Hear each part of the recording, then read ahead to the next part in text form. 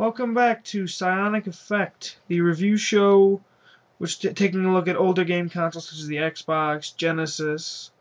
Today we are looking at a game titled Lotus Turbo Challenge by Electronic Arts for the Sega Genesis.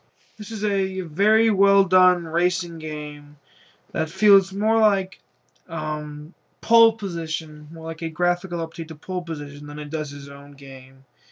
It features the Lotus Elan and Lotus Esprit Turbo, as I'm reading from the back artwork.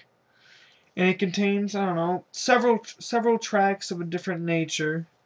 Let's see, in the booklet it details all of the tracks.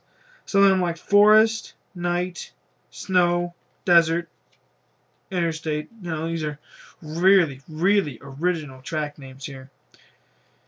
And most of the track names relate to the track you're racing on. Like the first level here, forest, is in a forest. Night takes place at night. Fog's in a fog. They have interesting passwords. Like the password to get to the snow track is business. The track to get to the desert is apple pie.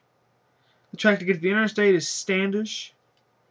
And then there's weird ones like teacup and slug pace gives you really fast. This game has some weird passwords and cheat codes, but it actually plays really well. I actually think it plays better than Pole Position, which is a game that's very similar to.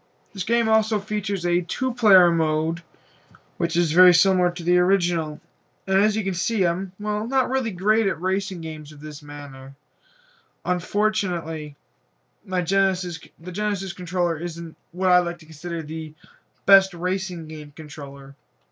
That goes to the PlayStation 2 controller, which some may argue my point on.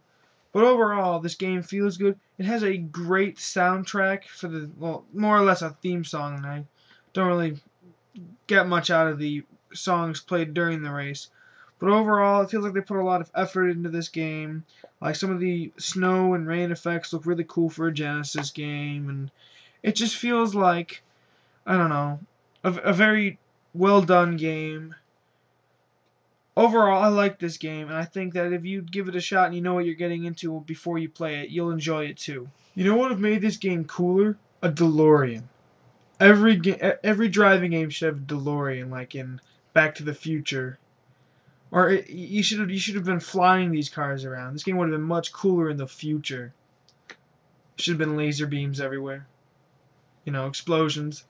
It could have made this game more like a 16-bit Twisted Metal. That would have been awesome.